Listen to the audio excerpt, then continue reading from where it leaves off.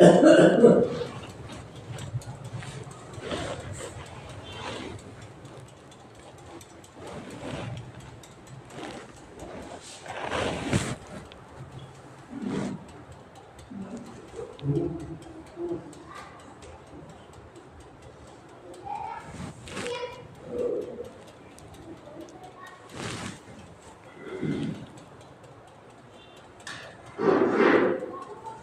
ساتھی سنتوں سے فارغ ہو چکے ہیں تو اب یہ سب کو مکمل یہاں جگہ خالی ہے اور ساتھی ادھر آتے الحمدللہ نحمده ونستعینه ونستغفره ونؤمن به ونتوکل علیہ ونعوذ باللہ من شرور انفسنا ومن سیئات اعمالنا من يهد الله فلا مضل له ومن يضلله فلا هادي له ونشهد أن لا إله إلا الله وحده لا شريك له ونشهد أن سيدنا ومولانا محمدا عبده ورسوله صلى الله عليه وعلى آله وأصحابه وبارك وسلم تسليما كثيرا كثيرا. أما بعد فأعوذ بالله من الشيطان الرجيم. بسم الله الرحمن الرحيم. يا أيها الذين آمنوا إذا نودي للصلاة من يوم الجمعة فاسعوا إلى ذكر الله وذروا البيع. وقال النبي صلى الله عليه وسلم إن هذا يوم جعل الله لكم عيدا أو كما قال عليه الصلاة والسلام. صدق الله العظيم وصدق رسوله النبي الكريم. رب اشرح لي صدري ويسر لي أمري واحلل عقدة من لساني يفقهوا قولي. ایک مرتبہ نبی اکرم صلی اللہ علیہ وسلم پر درود شریف پڑھ لیجیے. اللهم صل على محمد وعلى آل محمد كما صليت على إبراهيم وعلى آل إبراهيم إنك حميد مجيد. اللهم بارك على محمد وعلى آل محمد كما باركت على إبراهيم وعلى آل إبراهيم إنك حميد مجيد. محترم بزرگوں اور عزیز دوستوں، اللہ تبارک و تعالیٰ کا احسان، اللہ کا فضل اور اللہ کا کرم ہے کہ اللہ تبارک و تعالیٰ نے ہم تمام کو جمعہ جیسے عظیم بابرکت بڑے دن میں نماز جمعہ کے لیے اپنے گھر مسجد جلد سے جلد آنے کی توفیق نصیب فرمائی. جو باتیں کہیں جائیں اللہ تعالیٰ ہم تمام کو ان باتوں پر ہمیشہ موت تک عمل کرنے کی توفیق نصیب فرمائے اور قیامت میں مغفرت کا ذریعہ اور نجات کا سبب بنائے. بزرگوں، دوستوں اور عزیزوں، نبی صلی اللہ علیہ وسلم کے دور میں جہاں صحابہ اکرام کی بہت بڑی تعداد ہمیں دیکھنے میں ملتی ہے، وہی منافقوں کی تعداد بھی صحابہ کے بیچ میں موجود تھی. منافق کہتے ہیں اس انسان کو جو دیکھنے کے اعتبار سے اسلامی لباس میں سچا پکا مسلمان نظر آتا ہے، لیکن اندر دیکھے تو اس کے دل کے اندر یہودیت بھری ہوئی، نصرانیت بھری ہوئی، غیروں کے طور طریقے بھرے ہوئے، بس مسلمانوں کا حلیہ اپنانا ہے، مجھے اسلام نہیں ماننا. یہ اس زمانے میں منافقین تھے، اور اس زمانے میں منافقین اتنے خطرناک تھے کہ انہوں نے نبی صلی اللہ علیہ وسلم کے تعلق سے، صحابہ کے تعلق سے، اسلام، قرآن اور حدیث کے تعلق سے وہ منصوبے بنائے. بڑا مشکل انہوں نے اس وقت نبی صلی اللہ علیہ وسلم کو ڈالا. کتابوں کے اندر یہاں تک لکھا ہے، بلکہ قرآن مجید کی تفسیر میں موجود ہے، اس زمانے کے منافقین نے مدینہ کے باہر ایک مسجد بنائی تھی جس کا نام انہوں نے اپنے اعتبار سے رکھا تھا مسجد، لیکن حضور صلی اللہ علیہ وسلم کو اطلاع ملی کہ میرے درمیان میں رہنے والے منافقین جو ہم صحابہ ہم مسلمانوں کے درمیان میں رہتے ہیں، انہوں نے مدینہ کے باہر مسجد کے نام سے گھر بنایا ہے اور اس جگہ پر بیٹھ کر وہ اللہ کی عبادت، بس مصلی بچھا ہے، منبر لگا ہے، قرآن رکھا ہے، مصلی اور چٹایا وغیرہ تو بچھائی ہیں، اس پر وہ عبادت نہیں کرتے، وہ اس جگہ میں اس گھر میں بیٹھ کر اسلام کو کس طرح مٹانا ہے، نبی کو کس طرح ختم کرنا ہے، اس کی سازشیں کون کرتے ہیں؟ اس زمانے کے منافقین۔ یہود کا طبقہ الگ تھا جو دکھنے کے اعتبار سے یہود کے طور و طریق پر حضرت موسیٰ کو ماننے والا، کتابوں میں رد و بدل کرنے والا، میں ان کی بات نہیں کروں۔ ایک طرف عیسائیوں کا طبقہ موجود تھا جو دکھنے کے اعتبار سے اپنے ہی لباس کے اندر موجود تھا، دکھنے میں پورا کا پورا وہ عیسائی، وہ اپنے آپ کو مسلمان نہیں کہتا تھا۔ ایک طرف مشرکین اور کفار تھے جو اللہ کا انکار کرتے تھے، وہ دکھنے میں مسلمان نظر نہیں آتے تھے، لیکن مدینہ منورہ میں صحابہ کے بیچ میں نبی صلی اللہ علیہ وسلم کے سامنے مسلمانوں کے درمیان میں ایک طبقہ ایسا تھا جو دکھنے کے اعتبار سے ابو بکر سے بھی زیادہ بڑا صحابی معلوم ہوتا تھا، دکھنے کے اعتبار سے حضرت عمر رضی اللہ عنہ سے بھی زیادہ بڑا مسلمان معلوم ہوتا تھا، دکھنے کے اعتبار سے صحابہ سے بھی زیادہ بڑا سچا پکا مسلمان معلوم ہوتا تھا، لیکن اللہ اس بات کا گواہ ہے ان کے دلوں میں نفاق بھرا ہوا تھا، وہ سچے پکے مسلمان نہیں تھے۔ ان کی کئی نشانیاں نبی صلی اللہ علیہ وسلم نے بیان فرمائی اشارتاً، اور ایک صحابی جن کا لقب رازدار صحابہ ہے، جن کا نام حضرت حذیفہ رضی اللہ عنہ ہے، ان تمام منافقین کے نام حضور صلی اللہ علیہ وسلم نے ان کو بتا دیے، بلکہ نبی صلی اللہ علیہ وسلم نے قیامت تک جتنے منافقین آئیں گے ان تمام کا نام، ان کے ماں باپ کا نام، وہ کس خاندان سے ہوں گے، وہ تمام کے تمام نام قیامت تک کے حضور صلی اللہ علیہ وسلم نے کس کو بتائے؟ بولو، بھول گئے فوراً، آگے جگہ کھا لے، آؤ سامنے، کس کو بتائے؟ کون سا صحابی جو میں نام لیا؟ شاید سنتے نہیں سیدھا، بولو، کسی کو بھی یاد نہیں، اصل میں کی یاد نہیں ہے لگا بھی، وہ بھی ایک مسئلہ ہے۔ ہمیں اپنے اولاد کے نام صحابہ کے نام پر گلیج نہیں، اگر رکھے تو نام یاد رہنے والے، نہیں رکھے تو کس صدی کا نام ہے، اتنا پرانا نام، نیو نام بتاؤں گا، نئے نام کو تلاش کر کے، یہ ہمارا آج کا ماحول بنا ہوا ہے۔ میں نے نام بتایا حضرت حذیفہ رضی اللہ عنہ، نبی کے دور میں جتنے منافقین تھے ان کے نام، نبی کے بعد سے لے کر آج تک، آج سے لے کر قیامت تک جتنے منافقین آئیں گے ان تمام کے تمام نام نبی صلی اللہ علیہ وسلم نے۔ اصل میں عنوان الگ لینا چاہتا ہوں لیکن بات کسی اور طرف جا رہی ہے، انشاءاللہ میں اس عنوان پر آنے کی کوشش کرتا ہوں۔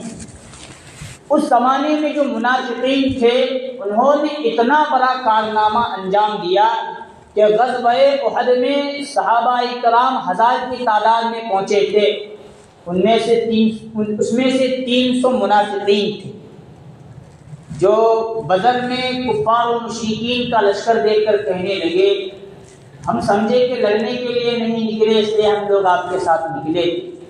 300 کا لشکر لے کر منافقین، لشکر کی تعداد کم پڑی صحابہ کی، یہاں تک اسلام کو کمزور کرنے کی کوشش ان منافقین نے کی۔ ان منافقین کی، ان غداروں کی خصلتیں، اوصاف بتاتے ہوئے نبی صلی اللہ علیہ وسلم نے بیان فرمایا کہ میرے امت کے منافقین پر اور میرے اس زمانے کے منافقین پر 2 وقتوں کی نماز بڑی بھاری معلوم ہوتی ہے۔ کتنے وقت کی؟ 2 وقتوں کی نماز بڑی مشکل معلوم ہوتی ہے، بھاری معلوم ہوتی ہے، وہ سستی کے ساتھ نماز پڑھتے ہیں۔ اب یہ جو نشانی حضور نے بیان فرمائی تو کون پکا صحابی اور کون منافق اس کو جاننا پہچاننا اس زمانے میں بڑا آسان ہو گیا تھا، کیونکہ صحابہ وہ تھے کہ نبی صلی اللہ علیہ وسلم رات کے کسی وقت بھی بلائے، کسی نماز میں بھی بلائے اور کوئی بھی بیان شروع کر دے، کوئی بات بیان شروع کر دے، صحابہ کی پیشانی کے اوپر بل تک نہیں آتا تھا، وہ اللہ اور نبی کے محبت میں بس دیکھتے رہتے، سنتے رہتے، نماز پڑھتے رہتے، نبی کے دربار میں رہتے۔ لیکن جو منافقین تھے ان پر وہ مسئلہ بھاری ہوتا تھا، اور صحابہ کی نمازوں کی صفت یہ تھی، صحابہ کرام عشاء کی نماز پڑھ کر پھر جو نیت باندھتے تھے 2 رکعت میں انہوں نے آدھا قرآن، 15 پارے، 10 پارے، 20 پارے، کسی نے پورا قرآن 2 رکعت میں مکمل کر دیا۔ وہ جو 2 نمازوں کے بارے میں حضور نے فرمایا، وہ فرمایا کہ میرے امت کے منافقین پر 2 وقتوں کی نماز بھاری پڑتی ہے، ایک تو عشاء کی نماز اور دوسری بولو دوسری کون سی؟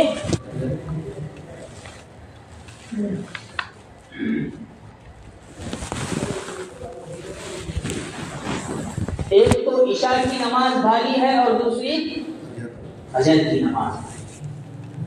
اب ایک طرف اس زمانے کے منافقین کو رکھنا ہے اور ایک پردے میں ہم آج مسلمانوں کو رکھنا ہے۔ حالانکہ اس زمانے کے منافقین ایسے تھے، نماز عشاء کی اور صبح کی بھاری تھی، لیکن جو پہلی صف ہے اسی کے اندر وہ منافقین سب سے پہلے رہا کرتے۔ کہاں سے بھاری؟ وہ لوگ سستی کے ساتھ نماز پڑھتے تھے، مطلب یہ کہ عشاء میں انسان تھکا ہارا رہتا ہے تو جس طرح رکعت باندھ کر چست و چالاک رہ کر کھڑے رہنا چاہیے، اس طرح منافقین نماز چھوڑتے نہیں تھے، پڑھتے تھے، لیکن کائے کے ساتھ؟ سستی کے ساتھ۔ جس طرح رکوع کرنا چاہیے اس طرح رکوع، جس طرح سجدہ کرنا چاہیے اس طرح سجدہ، وہ سستی کے ساتھ نماز پڑھتے تھے۔ لیکن اب ہم منافقین ایسے ہیں کہ سیدھا کی سیدھا نمازوں کو ہم اڑا ہی دیتے ہیں کہ نہیں؟ عشاء کتنوں کی جاتی ہے، صبح کتنوں کی جاتی ہے، اللہ ہمیں معاف فرمائے۔ تو عشاء اور نماز صبح کی نماز کا مسئلہ تو بہت دور کا ہے۔ اس زمانے کے منافقین پر عشاء اور صبح کی نماز بھاری تھی، آج ہم مسلمانوں پر جمعہ کی نماز بھی بھاری ہو گئی ہوئی۔ بچپن میں ہم لوگ جب مکتب وغیرہ پڑھنے کا وقت تھا یا دینیات وغیرہ پڑھنے کا وقت تھا، یہاں جو پہلے کے ائمہ وغیرہ علماء وغیرہ گزرے ہیں، بچپن میں ہم نے ایک حدیث سنی تھی، جو 3 مرتبہ جمعہ کی نماز چھوڑ دیتا ہے وہ کافر ہو جاتا ہے۔ میں اکلا سناتا ہے، تمہیں بھی سنے تھے۔ اس کے بعد میں نے کئی کتابوں کے اندر وہ حدیث تلاش کی، میں چھوٹا آدمی، چھوٹا عالم، مجھے وہ حدیث نہیں ملی 3 جمعہ نماز چھوڑنے کی وجہ سے نماز انسان کافر ہو جاتا ہے۔ یہ تو حدیث ہے 1 مرتبہ نماز چھوڑنے کی وجہ سے بولو انسان اسلام سے نکل کر کفر کے اندر، وہ تو حدیث ہے، لیکن 3 جمعہ جو مسلسل چھوڑے وہ بندہ کافر ہو جاتا ہے۔ کوئی کسی کتاب کے اندر مجھے نہیں ملا۔ اللہ پہلے کے علماء اور ائمہ کو جزائے خیر نصیب فرمائے۔ وہ مسئلہ اب سمجھ میں آیا، انہوں نے جو جملہ کہا تھا یا جو حدیث کسی کتاب سے بھی تلاش کر کے بیان کی، جو 3 جمعہ مسلسل چھوڑتا ہے جمعہ کی نماز تو بندہ کافر ہو جاتا ہے۔ اس جملے کا، اس ترجمے کا یا اس حدیث کا لوگوں پر اتنا اثر تھا، اتنا اثر تھا، اتنا اثر تھا۔ باقی نماز تو کبھی کبھار ہو جاتی تھی چکنے میں، لیکن جمعہ کے اندر اس وقت ہمارے بچپنے میں مسجدیں خود معلوم ہوا کرتی تھی کہ میں کفر میں داخل نہ ہو جاؤں، میں کافر نہ ہو جاؤں۔ لیکن آج جمعہ کی جتنی فضیلت ہم بیان کر رہے ہیں اس سے کئی زیادہ باقی نمازوں کا مسئلہ دور، اب ہم مسلمانوں پر جمعہ کی نماز بھی بہت بھاری ہو چکی ہے۔ رسول اللہ صلی اللہ علیہ وسلم فرماتے ہیں ان ھذا یوم جعل اللہ لکم عیدا، کہ اللہ تبارک و تعالیٰ نے جمعہ کے اس دن کو تمہارے لیے عید کا دن بنایا۔ اس کی تشریح اور اس کی تفصیل کے اندر علماء بیان فرماتے ہیں، کسی اور حدیث کا حوالہ دیتے ہوئے، عید الاضحیٰ اور عید الفطر سے بھی زیادہ فضیلت رکھنے والا دن وہ جمعہ کا دن ہے۔ لیکن ہم لوگوں سے کیا معلومات آ گیا، کیا دنیا کی محبت آ گئی، جمعہ کی اہمیت بھی ہم مسلمانوں کے دلوں سے ختم ہوتی چلی جاتی ہے۔ اللہ ہمیں معاف فرمائے۔ ایسا مسئلہ اس سے پہلے کبھی نہیں ہوا، یہ ہم لوگوں کا دین سے دور ہونا اور دنیا سے قریب ہونے کا نتیجہ آج ہم مسلمانوں کے سامنے نظر آ رہا ہے۔ جمعہ کا دن بڑا مبارک اور قیمتی دن ہے۔ اس کی فضیلت کو سامنے رکھتے ہوئے، اس کی فضیلت کو بیان کرتے ہوئے نبی صلی اللہ علیہ وسلم نے بیان فرمایا، بخاری شریف کی حدیث اور روایت کتابوں کے اندر موجود ہے کہ جو سب سے پہلے نماز جمعہ کے لیے آتا ہے تو اللہ تبارک و تعالیٰ اسے اونٹ صدقہ کرنے کا ثواب نصیب فرماتے ہیں، جو اس کے بعد آتا ہے گائے صدقہ کرنے کا ثواب نصیب فرماتے ہیں، جو اس کے بعد آتا ہے مینڈا بکرا بکری وغیرہ صدقہ کرنے کا ثواب نصیب فرماتے ہیں، جو اس کے بعد آتا ہے اس کے مرغی ذبح کرنے کا صدقہ، اور جو اس کے بعد آتا ہے اس کے لیے انڈا صدقہ۔ حالانکہ کہاں اونٹ کی قیمت اور کہاں جمعہ؟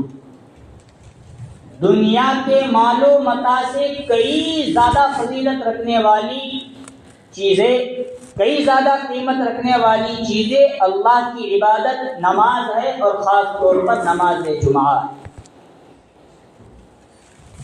رسول اللہ صلی اللہ علیہ وسلم نے ارشاد فرمایا، جو شخص جمعہ کے دن اچھی طرح غسل کرتا ہے، پھر مسواک کا استعمال کرتا ہے، تیل لگاتا ہے، بہترین کپڑے پہنتا ہے، اور اپنا خوشبو لگاتا ہے، اور نماز جمعہ کے لیے جلد سے جلد مسجد میں آتا ہے۔ کب؟ جمعہ کے دن کب آنا؟ لاش میں کب آتا ہے؟ جلد سے جلد نماز جمعہ کے لیے آتا ہے، تو ایک جمعہ سے لے کر دوسرے جمعہ کے درمیان جتنے گناہ ہوئے ہیں نماز جمعہ کی برکت سے اللہ تعالیٰ معاف فرما دیتے ہیں۔ ایک حدیث۔ دوسری حدیث، جو جمعہ کے دن غسل کرتا ہے، پھر مسواک کا استعمال کرتا ہے، سواری پر سوار ہوئے بغیر، یعنی پیدل اپنے گھر سے نکل کر مسجد جلد سے جلد آتا ہے اور امام کے قریب ہو کر بیٹھتا ہے۔ آگے جملے سننا حدیث کے، تو جتنے قدم وہ چل کر آیا، ہر قدم کے بدلے 1 سال روزوں کا ثواب اور 1 سال راتوں کو جاگنے کی عبادت کا ثواب۔ کتنے سال؟ 1 سال۔ تو مان لو مستقبل سے میں آیا، 20 قدم ہوتے ہیں، تو مجھے کتنا ثواب ملا؟ 20 سال روزوں کا اور 20 سال جاگنے کا۔ اور باہر گلی سے کون تو آئے 40 پکڑو کتے 40 سال جاگنا۔ کہاں یہ فضیلت؟ ہمارے دل و دماغ میں نہیں آنے والی چیز، لیکن ہم تجارت کرنے والے لوگ کسی چیز کا بھاؤ ان کو بتانا ہوتا ہے تو اس کی فضیلت، فلاں کپڑا ایسا ہے، فلاں چیز ایسی ہے، تب جا کر لوگوں کے دلوں کو وہ چیز بھاتی لبھاتی۔ اسی لیے حضور بیان فرما رہے ہیں کہ نماز جمعہ کو دیگر نمازوں کو معمولی نہ سمجھو، یہ بہت بڑی عبادت ہے، اس کو ادا کرو۔ وقت ختم ہو رہا ہے، بس حدیثیں میرے ذہن میں آ رہی ہیں، میں بیان کرنے اور تقریر کرنے کے طریق پر آج انشاءاللہ بیان نہیں کر رہا، حدیث سنا رہا ہوں۔ کل قیامت کے دن اللہ کا دیدار ہوگا کیا نا؟ ہوگا بے شک۔ دنیا میں کئی بزرگان دین اولیاء اکرام ایسے بھی گزرے ہیں جن کو خواب میں حضور کا تو دیدار ہوا، اللہ تبارک و تعالیٰ کا بھی دیدار ہوا ہے۔ حضرت امام احمد ابن حنبل رحمۃ اللہ علیہ بڑے امام گزرے، ان کے تعلق سے کتابوں کے اندر لکھا ہے کہ 99 مرتبہ ان کو اللہ کا دیدار ہوا اور 100ویں مرتبہ انہوں نے اللہ سے پوچھا اے اللہ، اے باری تعالیٰ، تجھے سب سے زیادہ پسندیدہ چیز کیا ہے؟ تو اللہ نے فرمایا قرآن مجید کی تلاوت۔ الگ الگ باتیں ہوتی ہیں، ان کے سوال کے اعتبار سے ان کو جواب ملا قرآن مجید کی تلاوت۔ انہوں نے واپس دوسرا سوال کیا، سمجھ کر پڑھنا یا بلا سمجھے؟ قرآن مجید کا مسئلہ ایک الگ ہے، میں کہہ رہا ہوں کہ اللہ کا دیدار آخرت میں تو ہوگا، لیکن دنیا میں بھی کچھ بزرگان دین ایسے گزرے ہیں جن کو اللہ کا دیدار نصیب ہوا۔ اب ایسا کون مسلمان ہوگا جو اللہ کا دیدار نہ کرنا چاہتا ہو؟ ہے کوئی؟ سب کرنا چاہتے ہیں؟ ہاں کیا نام؟ سمجھنے والے نہیں کرنا چاہتے، آواز سے نہیں آئی، بولو زور سے انشاءاللہ۔ اللہ ہر ایک کو دیدار نصیب فرمائے۔ کل قیامت کے دن جب جنتی جنت میں چلے جائیں گے اور جنت کے اندر جانے کے بعد جنتی کے لیے، انسان کے لیے تمام نعمتیں مکمل کر دی جائیں گی۔ ایک جنتی اپنی جنت میں گھومے گا، پھرے گا، حور و غلمان ہے، دنیا کی بیوی ہے، کھلا ہے، یاقوت ہے، موتی ہے، جواہرات ہیں، محلہ، ہر چیز موجود ہے، لیکن پھر بھی اس جنتی کو اس بات کا احساس ہوگا کہ کوئی اللہ کی ایک نعمت ابھی باقی ہے، جنت میں آنے کے بعد وہ ابھی تک مکمل نہیں ہوئی، لیکن ان کے ذہن و دماغ میں یہ بات نہیں ہوگا کہ وہ کیا چیز ہوگی، بس ان کے دل و دماغ میں یہ بات ہوگی، اس کا احساس ہوگا کہ تمام نعمتیں تو اللہ تعالیٰ نے دی، لیکن ابھی کوئی بڑی نعمت، سب سے بڑی نعمت ہے، وہ ابھی تک اللہ نے، وہ اپنے علماء پاس جائیں گے مشورہ کر کے، کیا نعمت لگ کو ہمیں رہا ہے۔ ایک جنتی دوسرے جنتی کے سامنے تذکرہ، دوسرا کہے گا مجھے بھی ایسا ہی لگ رہا ہے، تیسرا کہے گا مجھے بھی ایسا، چوتھا کہے گا مجھے بھی ایسا۔ اپنے علماء کے پاس جا کر پوچھیں گے کیا؟ وہ علماء بیان فرمائیں گے کہ ہم نے نبی صلی اللہ علیہ وسلم کی احادیث میں پڑھا کہ اللہ کی سب سے بڑی نعمت جنت میں اللہ کا دیدار ہے۔ وہ قیامت کا مسئلہ ہونے کے بعد ابھی جنت میں جنتی جنت کے اندر جائیں گے، علماء کے کہنے پر اللہ کے دیدار میں ان کی محبت اللہ سے، اللہ کا دیدار کی طرف اور بڑھی۔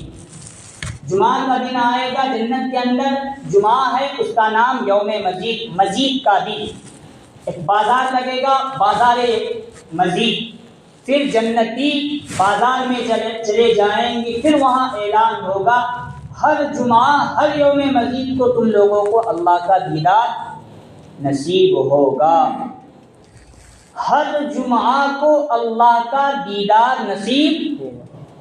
لیکن کیونکہ یہ سوال یہاں آتا ہے، جمعہ کی جتنی احادیث علماء نے کتابوں سے نقل کی ہے، وہاں اس حدیث کو شمار کرنے کا مطلب یہ، جمعہ کے دن اللہ کا دیدار ہوگا کیا نہ ہوگا، لیکن کس کے لیے ہوگا؟ آج کے زمانے کے اعتبار سے یہ سوال، جو جمعہ کی قدر کرے گا اس کے لیے جنت میں اللہ کا دیدار جمعہ کے دن، اور جو نہیں کرے گا اس کے لیے۔ سوال کا جواب بہت آسان ہے، ہمیں لگے گا کہ میں جنتی ہوں، میں جنت میں گیا، لیکن جو یہ اللہ کا دیدار جمعہ کے دن رکھا گیا ہے، وہ جمعہ کے دن کی قدر کی وجہ سے رکھا گیا ہے۔ بات سمجھ میں آ رہی ہے کہ نہیں آ رہی؟ آ رہی؟ اللہ کرے کہ جو میں کتابوں سے سمجھ کر بیٹھا ہوں وہی بات آپ تک پہنچا رہا ہوں، تو بات پہنچے بھی، دل و دماغ میں بھی اترے، وہ بات سمجھ میں بھی آئے، اور اللہ ہم تمام کو عمل کرنے کی توفیق نصیب فرمائے۔ کب دیدار ہوگا؟ جمعہ کے دن، جو جمعہ کی قدر دنیا میں کریں گے، کل قیامت کے دن جمعہ ہی کے دن اللہ تبارک و تعالیٰ کا دیدار نصیب ہوگا۔ اور کئی جنتی ایسی میں ہوں گے تو جنت میں تو چلے جائیں گے، لیکن جمعہ کی قدر نہ کرنے کی وجہ سے اسی لیے حضور اتنی حدیثوں میں اتنی بڑی بڑی باتیں بیان فرما رہے ہیں، جو جمعہ کی نماز کو جلدی آئے، بلا ثواب، اونٹ کا ثواب، گائے کا ثواب، ہر قدم پر یہ ثواب، ہر قدم پر وہ ثواب، اس طرح کا ثواب، اس طرح کا ثواب، یہ کیوں بیان ہو رہا ہے؟ اصل میں جمعہ کا دن بہت بڑی عظمت والا، فضیلت والا دن ہے۔ اس کو ہم مسلمان آج اسی طرح بیکار ضائع کر رہے ہیں۔ اللہ ہمیں معاف فرمائے۔ جمعہ کی دن کی قدر کرنا ہم لوگوں کے لیے بہت ضروری۔ چلو مان لو کہ جمعہ کا بیان ہمیں نہیں سننا، تو بند کرواؤ بیان۔ ہم بھی تھک گئے بیان کرتے کرتے، بیانات کا الٹا اثر اسمبلی میں ہو رہا ہے، تو بیان بند کر دیتے ہیں۔ لیکن جیسے ہی پہلی اذان ہو جائے تب نماز جمعہ کے لیے آ جاؤ، یہ فضیلت تب ملنے والی ہے، ورنہ تب نہیں کہ امام و خطیب مولانا ممبر و محراب پر چڑھ کر خطبہ دینے بیٹھے اور دوسرا خطبہ جب مکمل ہونے کے لیے ان اللہ یأمر بالعدل والاحسان پڑھے، تب ہمارے کچھ لوگ وہاں وضو خانے سے نکل کر مسجد کو آ کر صف میں کھڑے ہو جائے، اس پر یہ ثواب نہیں ملنے والا۔ جو حدیث میں نے پہلے بیان کی کہ اونٹ کا ثواب وغیرہ دیتے ہیں، فرشتے دروازے پر آ کر کھڑے رہتے ہیں، اور جب امام خطبہ دینے کے لیے کھڑے تو رجسٹر بند کر دیتے ہیں، وہ بھی نماز میں آ کر شامل ہو جائے۔ پھر کہاں سے ملنے والا؟ ابھی ہماری حالت ایسی، تو خطبہ شروع ہونے والا، کئی لوگ وہاں وضو کے کٹوں پر بیٹھ کر باتیں کرتے ہیں، ادھر ادھر کی بات۔ نماز جمعہ کے ساتھ، جمعہ کے دن کے ساتھ ہم بہت برا سلوک کر رہے ہیں۔ اللہ ہم تمام کو معاف فرمائے۔ جمعہ کا دن بڑی عظمت والا دن ہے۔ اللہ فرماتے ہیں یا ایھا الذین آمنوا اذا نودی للصلاۃ من یوم الجمعہ فاسعوا الی ذکر اللہ وذروا البیع۔ اے ایمان والو، جب نماز جمعہ کے لیے اذان دی جائے، فاسعوا الی ذکر اللہ، نماز جمعہ کے لیے دوڑ کر جاؤ، مطلب جلدی نماز جمعہ کے لیے جاؤ، وذروا البیع، اور جو تم تجارت کرتے ہو، کھیتی کرتے ہو، کاروبار کرتے ہو، وہ تمام کے تمام کاروبار کو بند کر دو۔ علماء نے یہاں تک مسئلے لکھے ہیں، فقہاء نے، جو نماز جمعہ کے لیے حلال کاروبار بھی کرتا ہے تو پیسہ بھی حرام ہو جاتا ہے۔ اللہ تبارک و تعالی ہم تمام کو عمل کرنے کی توفیق نصیب فرمائے، اور نماز جمعہ اور جمعہ کے دن کی قدر کی توفیق نصیب فرمائے۔ آمین۔ وآخر دعوانا الحمدللہ رب العالمین۔